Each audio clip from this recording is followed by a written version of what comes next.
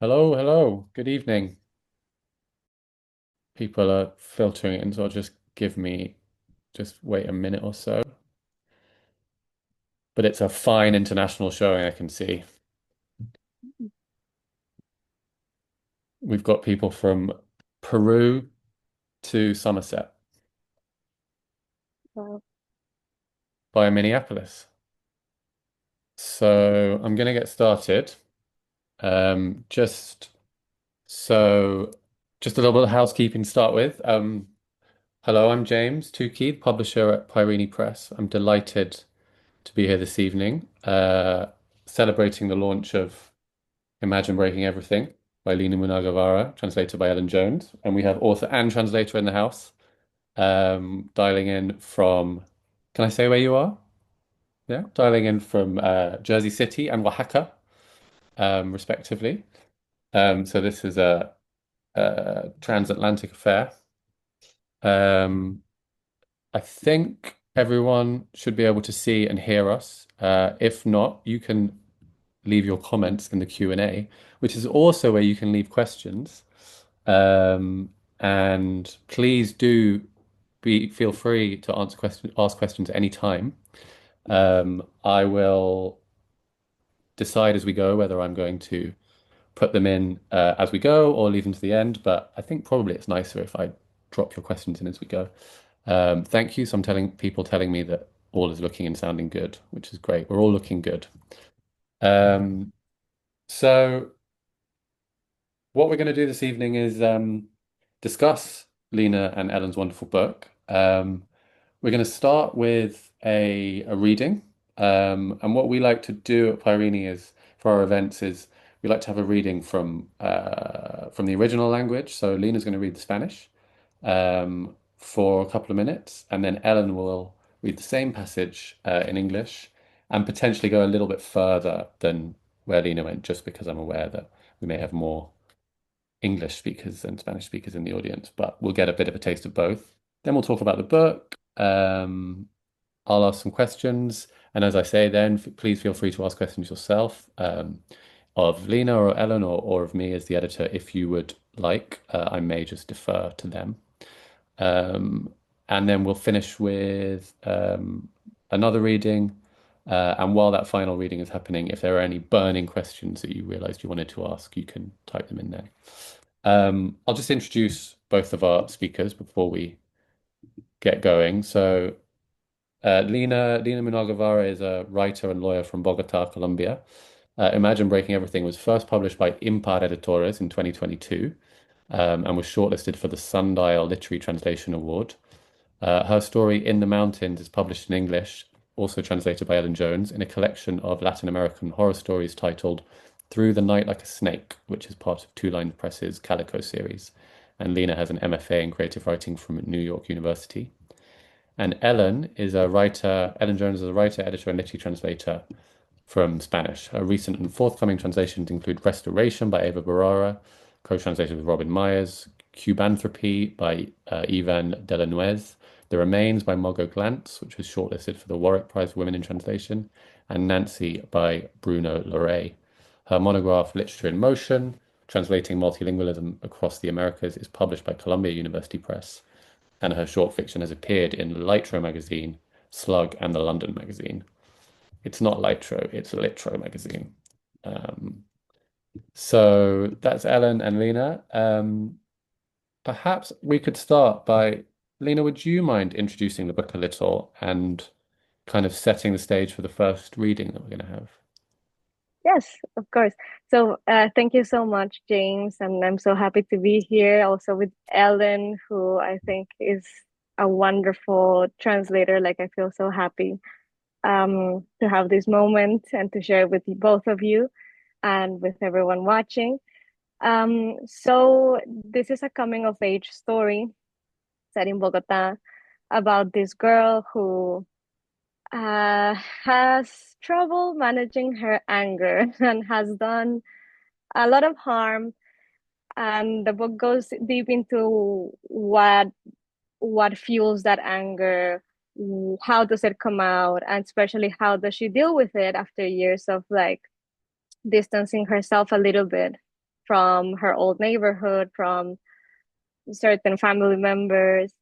So we're gonna read a little bit about that life she's leading now, next to her aunt, who's a very important character in the story, who is sort of this leading force and grounding force for our protagonist, who maybe hasn't had a lot of it.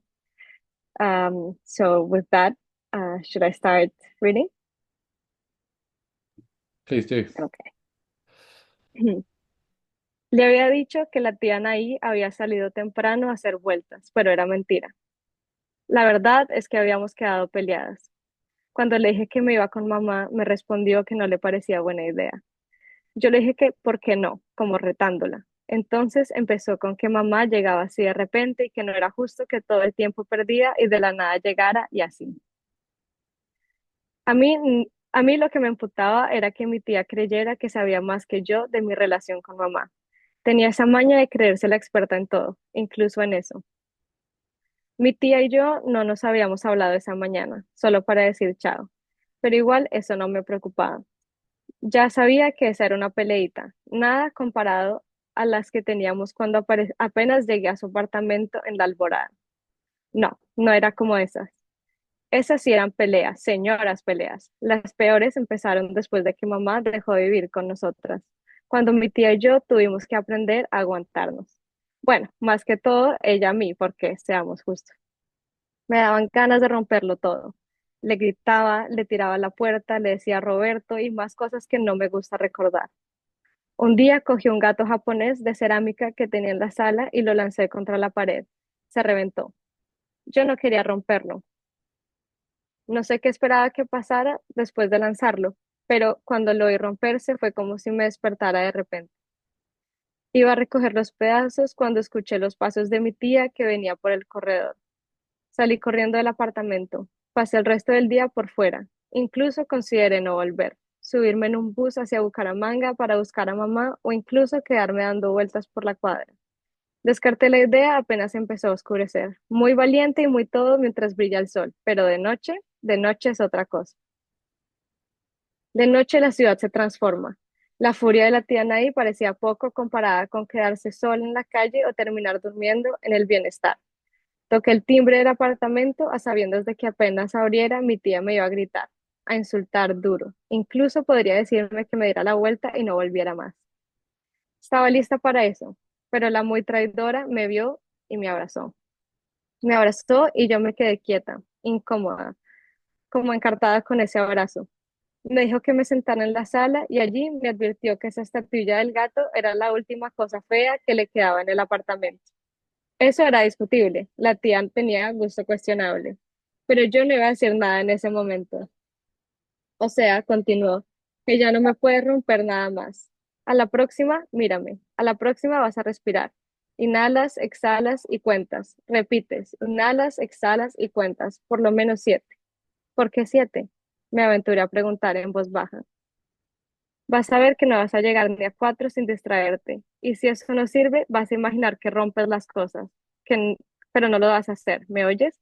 Vas a imaginar que rompes los cuadros y la mesa y la lámpara y las cortinas hasta que te calmes. Y si eso tampoco sirve, pues vuelves a intentar. That's the fragment. Thank you. So now Ellen will read the same passage in English. Hi, everyone. It's lovely to be here as well, seeing both James and Lina for the first time. I can't see any of you, which is a bit disconcerting, but happy to know you're there.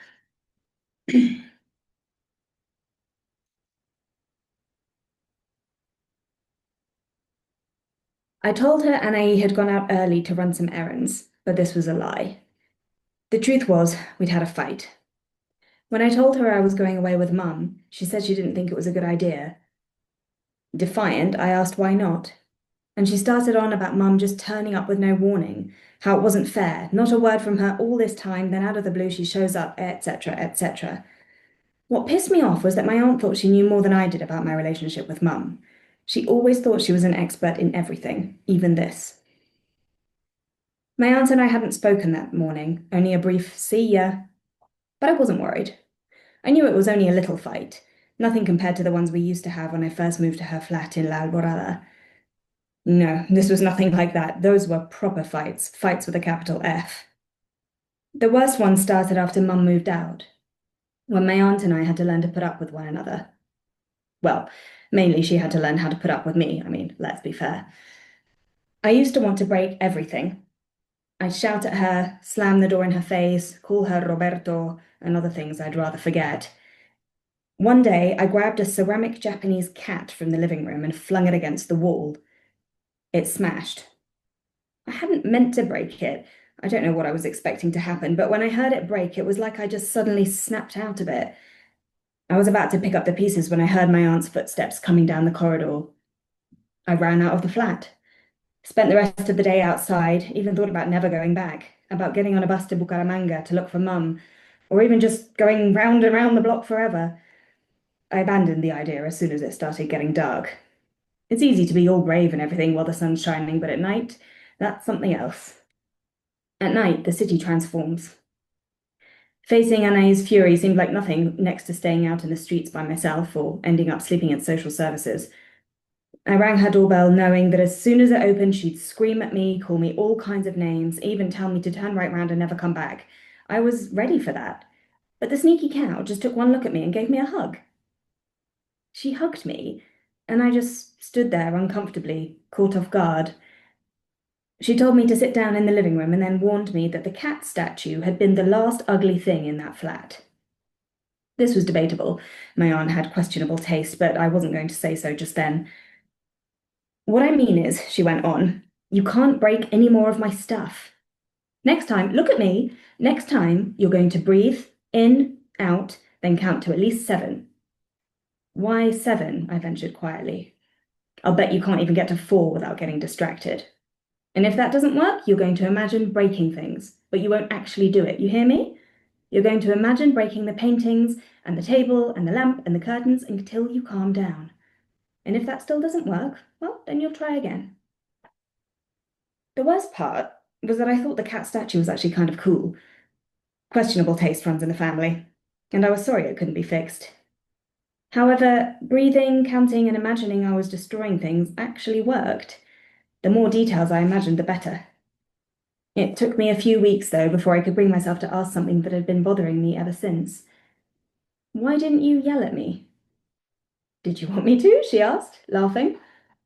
When she saw I was still waiting for an answer, she added, oh, kid, people have been insulting me since long before you were born. I've realized it's hardly ever me that's the problem. Thank you. I feel like with no applause, that's what we're supposed to have at the beginning of the end of a reading in a book launch. And to make it feel like a book launch, I have my glass of fizz. I hope people out there have something as well. Thank you both so much. So that reading takes place in Anahí's flat in La Alborada. And I wondered, Lina, to start with, if you could, for those of us kind of not so familiar with the geography of Bogotá, could you explain the significance of the setting, both of La Alborada, but also Corpus Christi? Where are these places? Are these places you know well? Are these places which would mean something perhaps to a Colombian audience? And what is the significance of them to the book? Thank you. Well, these places I know well because I made them up because but Bogota is like this crazy, fascinating city. It's a city that has grown by like eating its surroundings, by absorbing small towns that used to be independent. It's a city full of contrast where, a couple of blocks it can feel like a different world from the blocks that are north or south or east or west. And it's like sandwiched between these mountains. So when I wanted to create the story, I took inspiration from specific neighborhoods, especially ones surrounding my university, because it was kind of this very stark contrast between the campus, the fancy buildings, and then there were these other neighborhoods where, you know, it was the houses where you could tell like built however they could, and life was a little bit rougher. And, you know, somehow these two worlds coexist parallel with each other, sometimes barely intersecting, you know, everyone like minding their own business.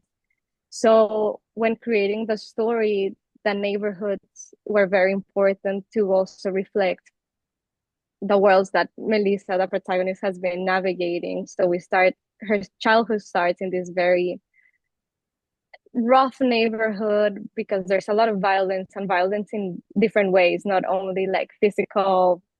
There's a drunk fight in one part of the book, but also police violence, the violence of eviction, the violence of, you know, the hardship of people who have been discarded, maybe.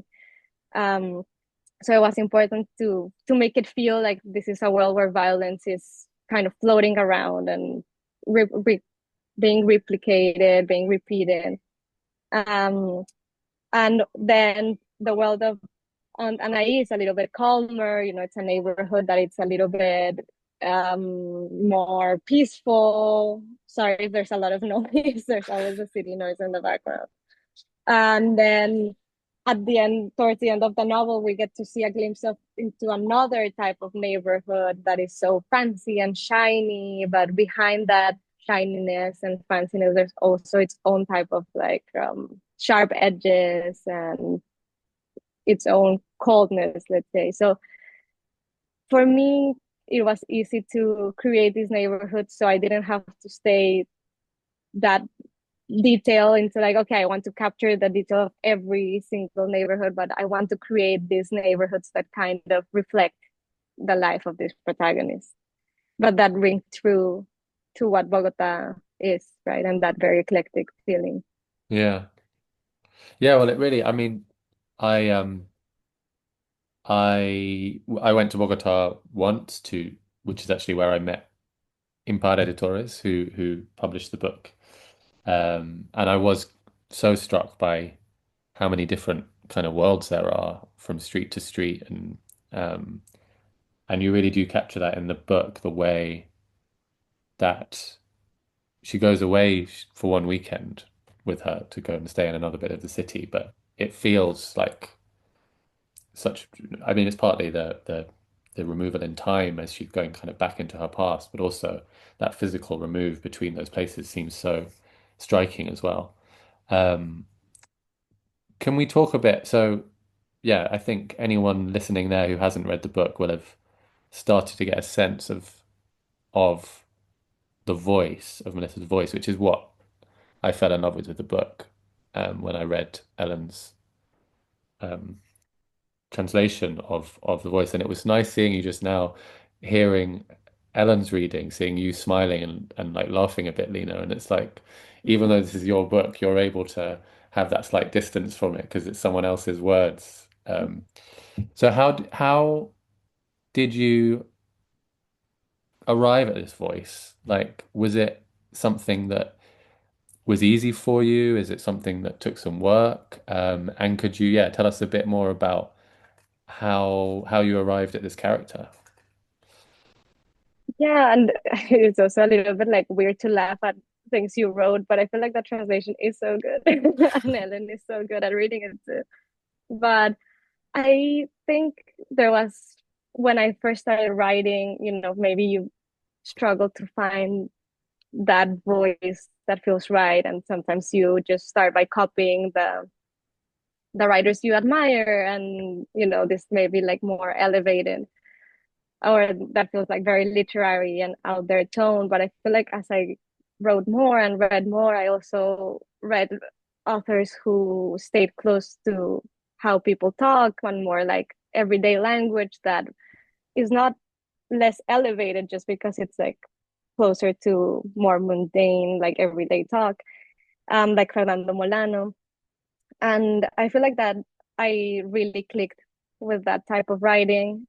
And I also already had this drive to write female protagonists, female characters, especially girls, because growing up, a lot of like the girl characters were either absent or were flat or were too perfect, right? Like they were there to be a little bit like the voice of reason, the mom of the group. And I always thought that was a little bit boring, as a girl to read those characters. So I always wanted like a protagonist that felt like messy and but also honest and also tender, but also complicated. So following that drive and also combining it with like the inspiration of types of writing that were a little bit more like more blunt, maybe a little bit more like sarcastic than what I started reading, I guess, when I was younger. And slowly I feel like, I started, and then throughout writing more and more, it felt like I got to know the character and maybe also like play with the slang. Like the book has a lot of Bogotá slang, but I also didn't want it to feel like dated or I don't know, like alienating for someone who's not familiar with Colombian slang. So as I was writing, also the more I wrote, the more I felt like I got to know the voice and got to work on it. And also, some of it was also, I can't resist like injecting humor in things. So that also was like fun to just play around with it and to think how this character, I also thought for this story was very important to be so close to the point of view of the protagonist, because throughout the story I knew she was going to make mistakes and she was going to do things that if you're not like with her and if you don't become kind of like an accomplice to them, it's easy to have a gap that's too big, between reader and protagonist. And for this story it had to be like a very intimate voice. So I feel like I had the hope to make this a very unique voice, a very honest voice, but also interesting, especially for a girl. And the more I wrote, the more it like flourished. Yeah, you're not kidding. Like when there's things like you're so kind of you love her so much and you want the best for her, and so often you're like, Melissa, no, don't do that. Like she's head in hands at times. But she gets that out of you because you also just like I don't know. You just you're rooting for her and you want you manage to do it even before you know the extent of the things that have happened to her and the difficulties that she's been through. From the very first few pages, I was just so on her side, even though I knew that she was, a deeply flawed person, but she was also a deeply flawed teenager, and who wasn't. Um, Ellen, was it the voice that attracted you to begin with? And how did you come across the book actually? I came across the book. It was just one of those wonderful examples of booksellers being just really excellent at their jobs. I was browsing a little independent bookshop in Mexico City called La Polilla and got chatting to the guy that was working there. And he was just like, "Oh, I think you'll really like this book. Just read this." So I went home with it. Um, and yes, the voice is the thing with this book, isn't it? Melissa is so funny, and the voice not only endears us to her and makes us root for her, but it keeps the pace moving the entire way through the book. There's never a moment uh, of kind of stagnation because she keeps us on our toes. And I love that way you just described her, Lina, as as somebody who's kind of messy and complicated, but also tender and loving. She is all of those things. Um, and I felt like it's strange to maybe this sounds really stupid to say because I've actually never been to Colombia. Um, but I felt like I could imagine extremely easily the setting of this novel because at the time I was living in Mexico City, which is another sprawling Latin American city that, ate all the little neighborhoods around it and is surrounded by mountains and where you have those really stark contrasts of living conditions in very small spaces. The parallels many, I think, between the two places. Um, and so I felt like I could see Melissa's world, but I could also hear her when I read the Spanish. And it's one of those books where I could, from the very get-go, I could hear her voice in English in my head. Like I kind of knew how I was going to translate it if I got the chance. Yeah. Uh, Were there any so of course, yeah, I can see the what you say about the similarities, but there's this specific cultural context of Colombia, but also the slang.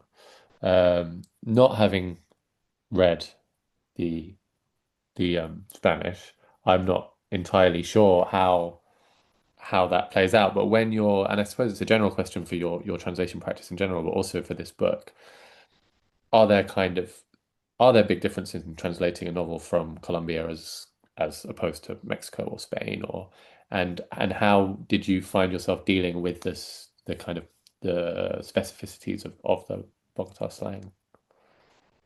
yeah, it's a challenge for sure, but although interestingly, it involves a lot of research. There was vocabulary that I'd not come across before, and you've got to try and figure out what it means.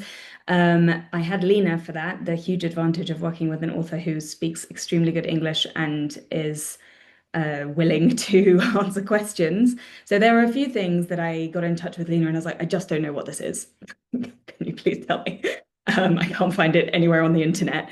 But I think they were qu quite few and far between, and I think it's testament actually to the accessibility of the language that you've written this novel in. It's not slang is always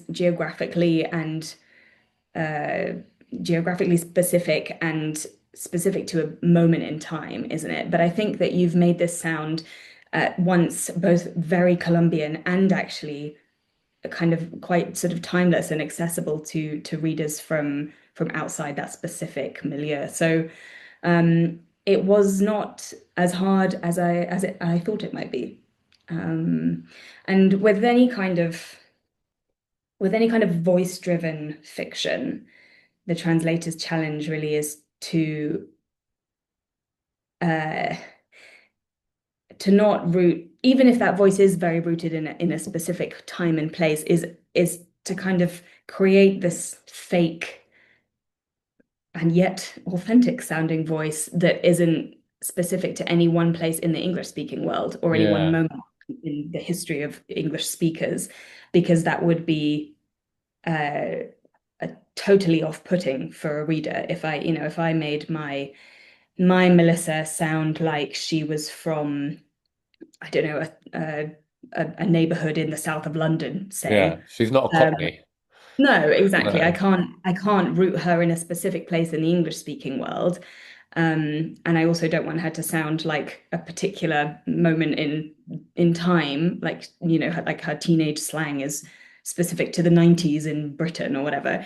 So you have to create this kind of fake colloquial language that is in some ways applicable to many different places in many different moments, but still sounds like it might be authentically said by a teenager really anywhere. It's quite hard.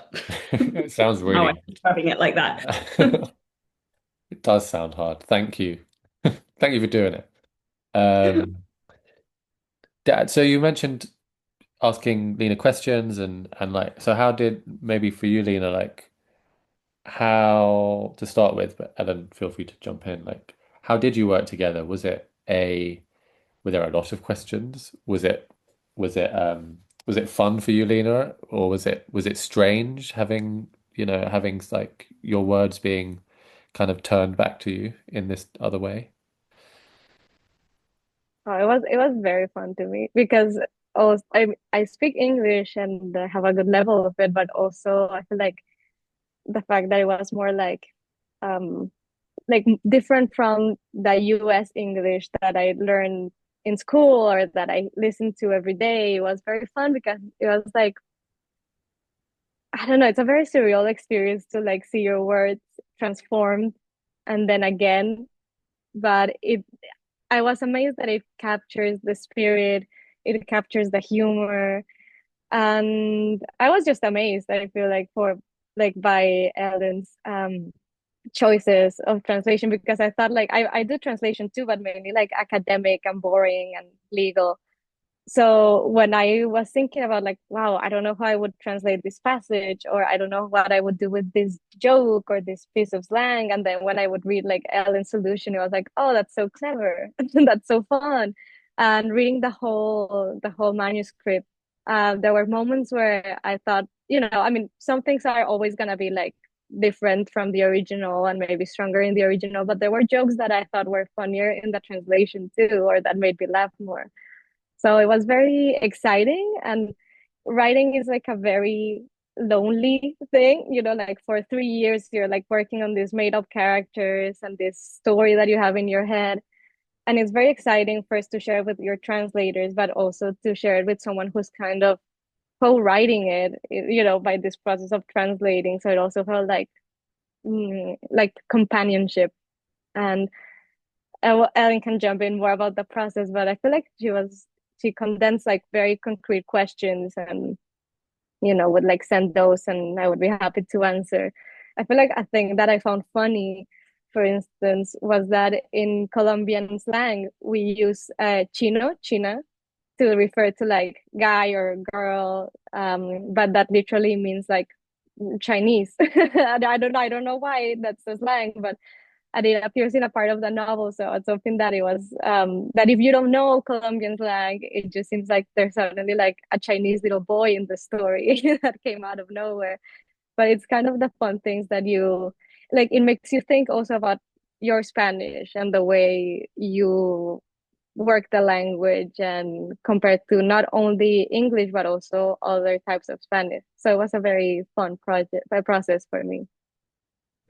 Yeah, we don't have Chinese in the book anymore. Do you remember what we replaced it with, Ellen? Just like little I boy. think once I was enlightened that the character wasn't referring to an actual Chinese person. I think we Okay. just put kid or something. Yeah, yeah. And yeah, Yes. Yeah. how do you go about it, Ellen, with kind of, because I suppose the the curse of being a translator into English in some ways is that, I mean, it's great that you can talk to authors, but it also means that authors will be able to really follow what you're doing. If you're a translator into, Croatian, or it would be a different story in terms of, so you have this ability to get Lina's input and to discuss things with her. Um, but you also, I suppose, have to kind of be the one driving the English text. So how do you balance that? I've had very different experiences with different authors over the years, and I'm very grateful to you, Lina, for being so respectful of my translation. And I think you're right. I think I sent you quite a condensed list of things that I felt like I just couldn't solve by myself. Um, and the rest of the manuscript you read, and you made very few suggestions for changes, but generally I felt like you kind of just let me make decisions to the best of my ability without trying to impose your own kind of reading of the English. And I'm very grateful for that, because it makes my job, it's very reassuring to have your oversight of the manuscript without feeling like it's being interfered with, I suppose. Um, and I'm trying to think of other things that we discussed that we had to change. And one of them, of course, is the name of one of the main characters, which had to be shifted because the character in the English text of Pilar in Spanish is called Maya. Maya? Because I had to come up with an alliterative, uh, A cruelly alliterative. truly alliterative nickname for her, and I just couldn't think of one that worked with an M. So I said, Lina, hear me out. I'm going to change the name of this character. But I said, I have a couple of options of what we could change it to. I think I want it to be a name that begins with P, but can you please let me know which of these options you prefer, because I want it to be a name that is authentic to Corpus Christi, where the character lives. I didn't want to accidentally choose a name that was a sort of fancy high society name for this girl who lives in a very different kind of neighborhood. And you very helpfully said Pilar, that's the one that works for Corpus Christi, and it sounds more interesting.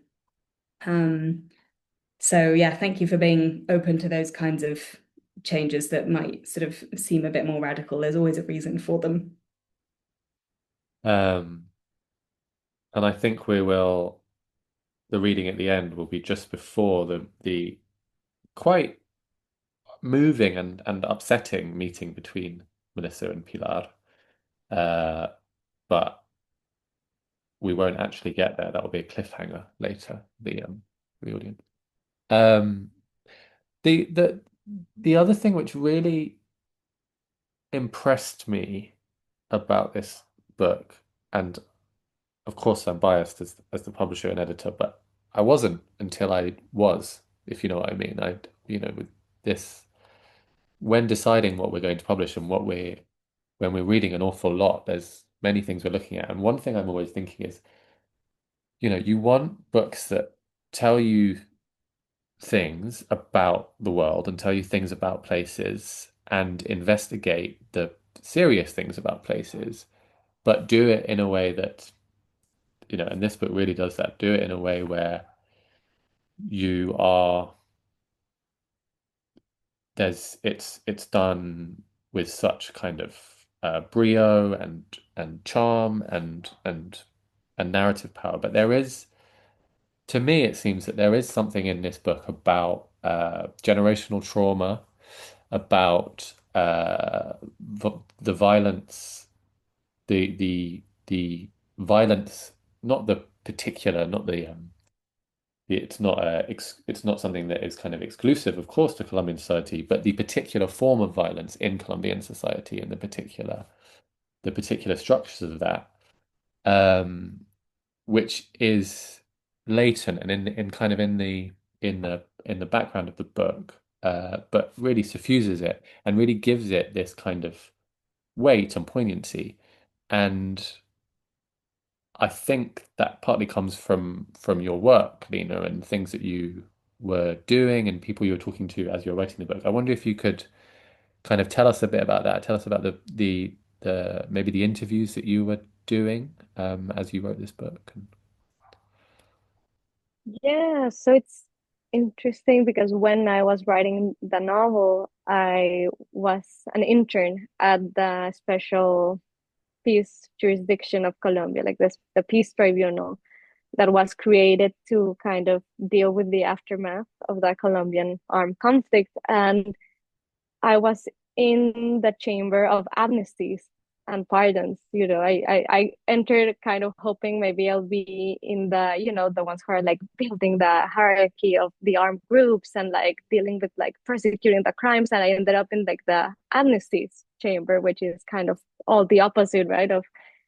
And it was work that was very more like administrative and maybe that's what I had in mind, but that was very good too because I got to have like more experience, more freedom than maybe in other chambers.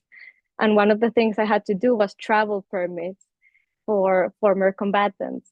So people who, just a few years ago were like fighting in the jungle and in the midst of it, now rebuilding lives as civilians. And there was this group of people who had scholarships to go to Cuba and learn medicine and become doctors.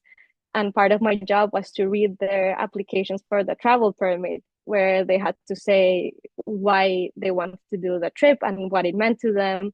And I was reading this testimony from former combatants talking about how they wanted to learn to be doctors so they could like come back home and take care of people and literally heal people, literally heal wounds. And it was this very surreal moment of like, okay, here are people who were like holding guns just a few years ago, now going abroad to study and to come back to do the opposite and to rebuild and to take care. And it will never change what they did during the fighting, but it also is important to think about that process of like the second chances, that what happens mm, after the violence. And also, a lot of these stories are not very black and white. There's a lot of people who were recruited as minors. There's a lot of people who were forced into being part of the war. There's a lot of people who had no other option, whose only way of finding livelihood was joining an armed group. So it also talked about that line between victim or perpetrator that is very thin. A lot of stories, have two very like clear sides, and the good guys and the bad guys. But the truth is, we all like move between being a perpetrator and hurting people and being hurt by others too. So I feel like that maybe not. I think now it makes more sense to me, but while I was writing, maybe I wasn't like purposefully like making that connection, but I was there and I was thinking about it, and I was thinking about the importance of a world where people can rebuild after they make mistakes, and a world where people can be understood in that complexity of sometimes you're the perpetrator, sometimes you're the victim. And it doesn't mean that you should be punished forever. It doesn't mean that you should be labeled as a bad person and just like give up. And I think all those themes ended up being the core of the novel. And it's very interesting because it's a novel.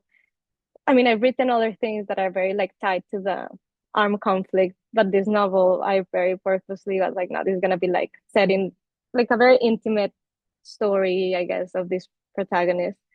But I still have people who end up making that connection to the armed conflict, and I think it's interesting because I didn't mean to put it there, even though in my head, it was happening. But for some people it still shines through that there is a connection between the armed conflict and specifically that peace building moment that we were going through, and I guess still going through.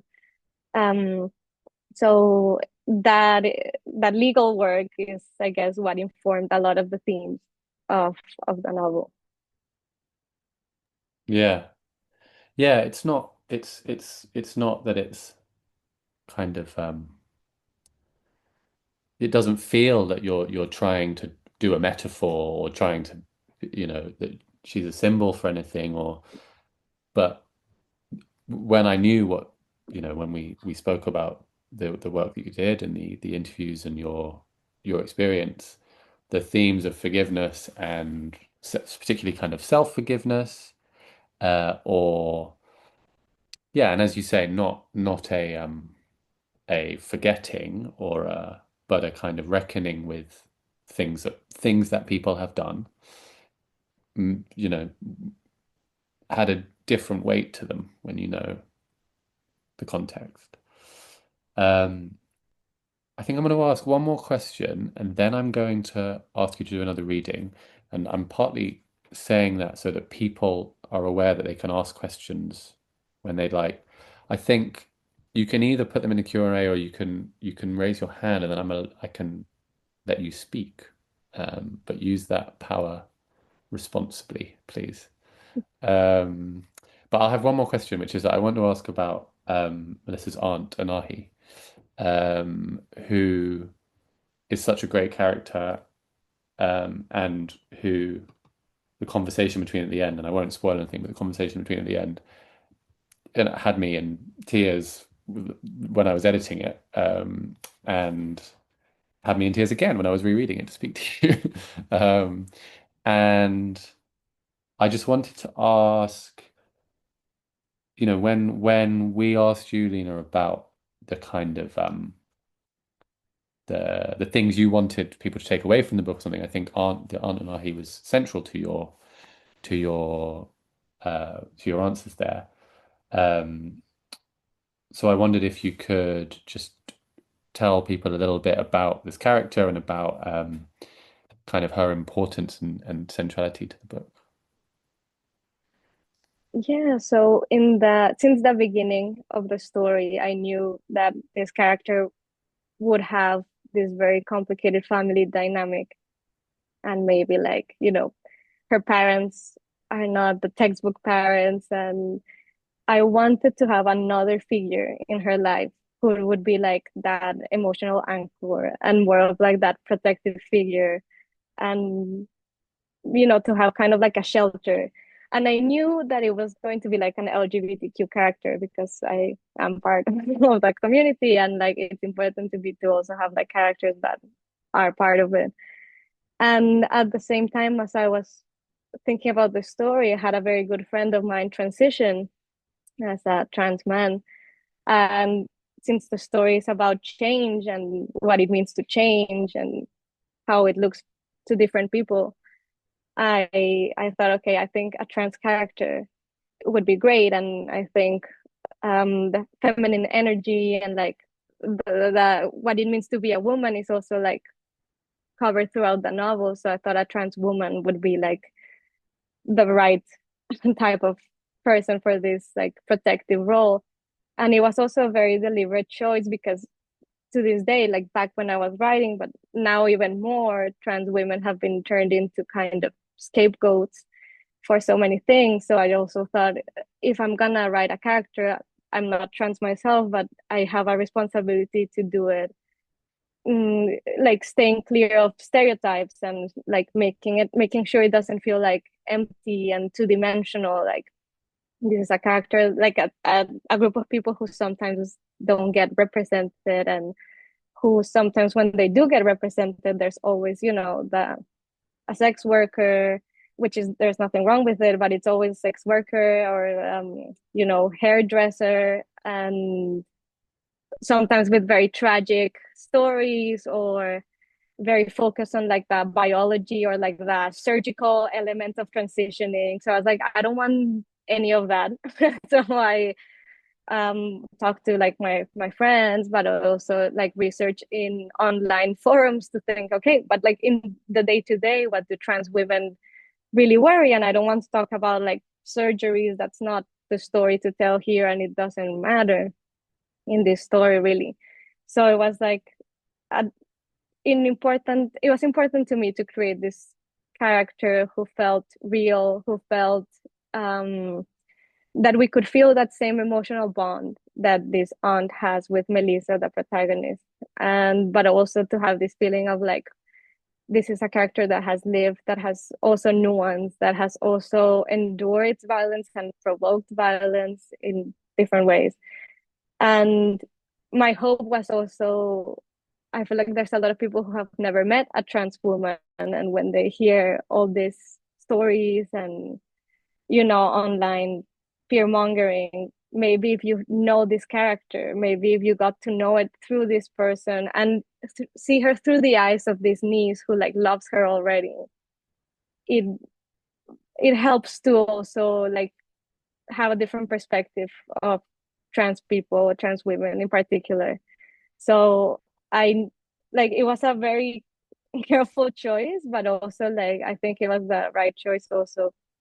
And it was a choice that hopefully would feel would help people feel that connection too with like a type of person that maybe they didn't know in real life, but also a representation that doesn't stay in the cliche that I usually would find, like in other media.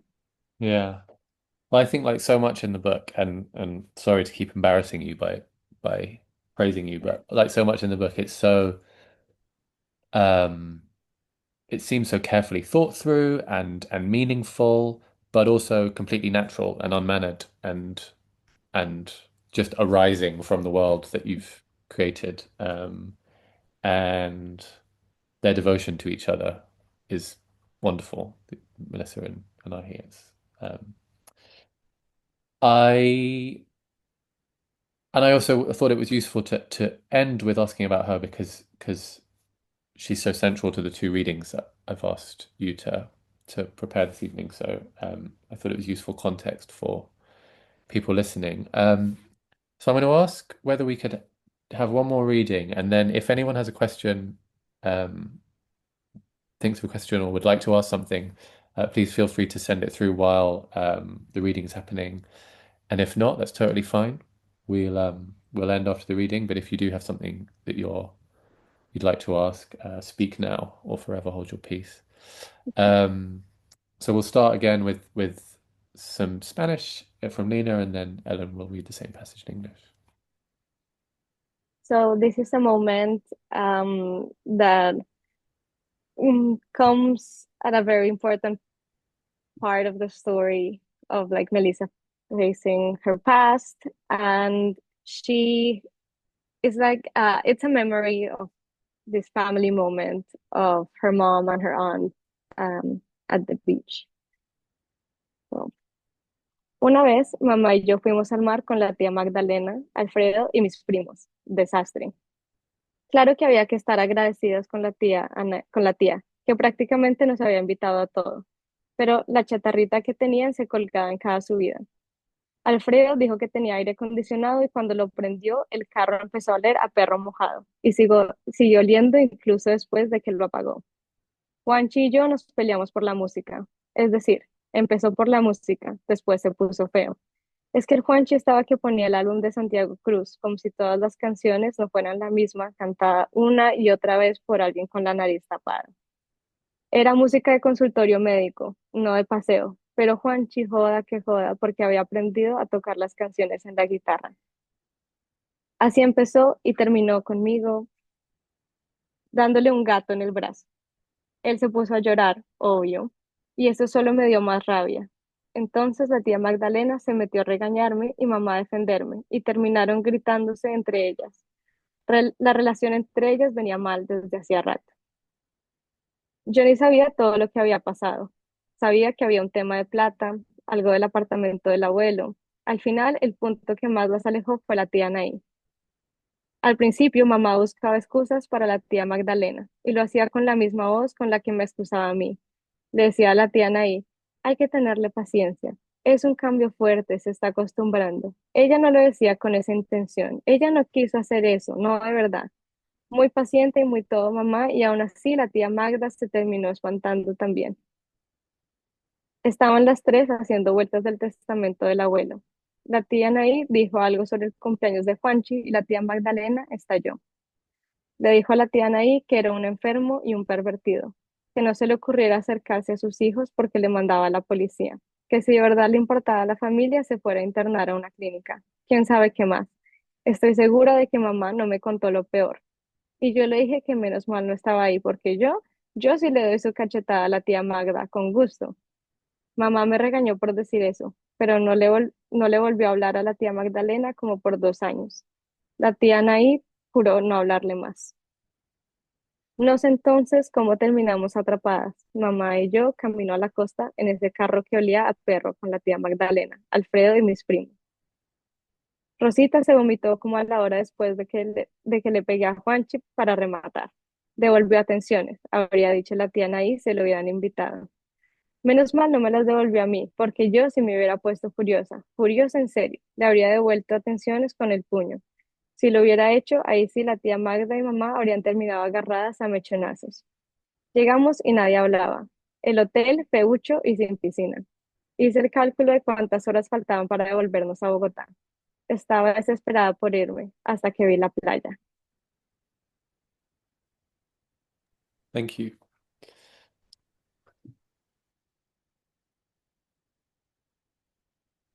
Shall I go straight in, James? Yes, please do. That would be great. Thank you. One time, Mum and I went to the beach with Aunt Magdalena, Alfredo, and my cousins. It was a disaster. Obviously, we were supposed to be grateful to my aunt, who paid for pretty much the whole thing, but their banged up old car conked out every time it tried to go uphill. Alfredo said it had air conditioning, but when he turned it on, the car gained a wet dog smell, which lingered even after he turned it off. Juanchi and I argued about the music. Well, it started with the music, but then things got ugly. Juanchi insisted on playing a Santiago Cruz album, as if all his songs weren't just the same thing over and over, sung by somebody with a blocked nose. It was doctor's waiting room music, not holiday music, but Juanchi went on and on about it because he'd learned the songs on his guitar. That's how it started. It ended with me giving him a Chinese burn on his arm. He cried, of course, and that only made me angrier. Then Aunt Magdalena got involved and started telling me off. which meant Mum got involved to defend me, and they ended up yelling at each other. Things had been getting worse and worse between them for a while. I didn't even know half of what had happened. All I knew was that it had something to do with money, with Grandad's flat, and that in the end, the thing that properly pushed them apart was Aunt Anahí. At first, Mum would make excuses for Magdalena in the same voice she made excuses for me. She told Anahí, "You just have to be patient with her. It's a big change. She's getting used to it." She didn't mean it like that. She didn't mean to, not really. Very patient, my mum, but Aunt Magda ended up scaring her too. The three of them went round and round in circles over Grandad's will. Aunt Anahí said something about Juanchi's birthday, and Aunt Magdalena exploded. She said Anahí was sick and perverted, and to not even dream of going near her children because she'd call the police on her. That if she really cared about family, she'd check herself into a clinic. Who knows what else she said? I'm sure Mum didn't tell me the worst of it. I said, thank God I wasn't there because I'd have given Aunt Magda a good smack in the face. Mum told me off, but she didn't talk to Magdalena again for about 2 years. Anahí swore not to speak to her ever again. So I don't know how we ended up trapped, Mum and I, on the way to the beach in that car that stank of dog with Aunt Magdalena, Alfredo, and my cousins. Rosita vomited all over herself about an hour after I hurt Juanchi as a kind of revenge. She returned the flavor. The favor, Aunt Anahí would have said if she'd been invited.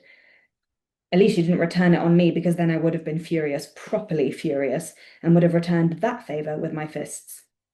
And if I had, Mum and Aunt Magda would have had a proper catfight. We arrived and no one said anything. The hotel was ugly as hell, with no pool. I calculated how many hours were left before we could go home to Bogotá. I was desperate to get out of there. That is, until I saw the beach. What a thing. The vast sea stretching out, the seagulls, the sound of the palm trees, the warm sand. Since we hadn't unpacked, we didn't have our swimsuits on, but my cousins and I ran to dip our feet in. Before long, we were in up to our waists, laughing as the waves pushed us around. I thought Aunt Magdalena was going to tell us off for getting our clothes wet, but when I looked for her on the beach, I saw her in the distance walking with Mum. The two of them were walking together, their shoes in their hands, bare feet leaving prints on the damp sand. They were talking. I didn't know what about, but right then everything else had disappeared. The dodgy car, the money trouble, the arguments, it was all gone. They were just two sisters by the sea. That's all. It might not seem like it often anymore, but there, in that moment, that's what they were. And I thought maybe one day Aunt Anahí could talk to the two of them like that, to Aunt Magda. And maybe that day, Aunt Magda might say she was sorry. Because there are conversations that are meant to be had that way, that are meant to be started when the sun is bouncing off the water and the beach vendors are doing their rounds, yelling about how tasty their cocadas are. Conversations that blot out the sunbathers and the children playing volleyball and end when the sky is purple and all you can hear is the sea and the sun has sunk into the water without you even realizing. The conversation I needed to have with Pilar was one of those. So how was I supposed to talk to her there, on the side of the dirty street, on the steps stained black where the rainwater had run down towards the drain? How could I talk to her in Corpus Christi, outside the same building where I'd written that she should die? No, not that she should die, that she should kill herself. I should at least have brought her something. Like what? Something, anything. I can't do it. I managed to take one step down, almost slipped. I breathed.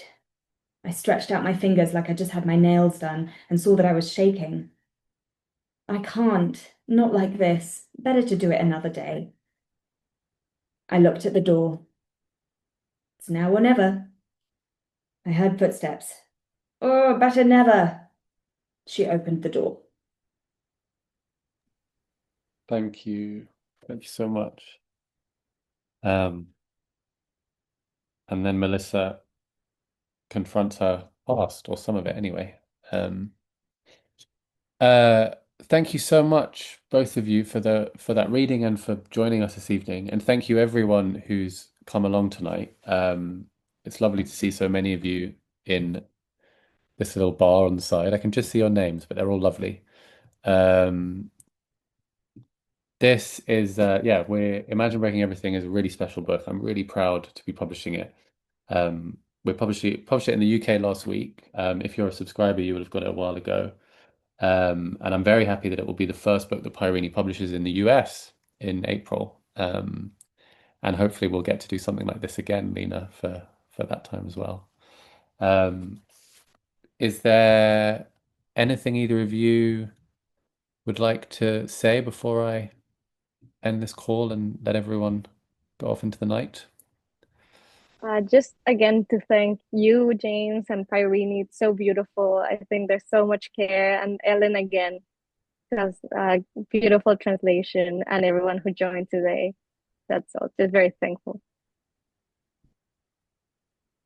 We have someone saying that they loved hearing the readings in the original language as well as the translation, and so do I.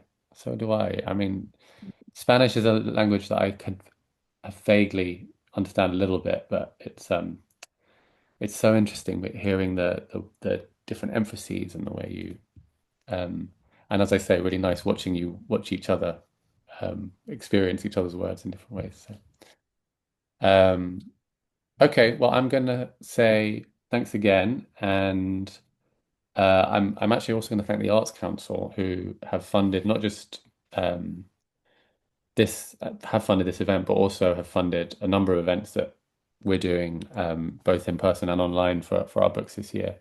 We're really trying to take take these books to as many people as we can, and doing things online is great because, as I say, we've got people watching from all around the world.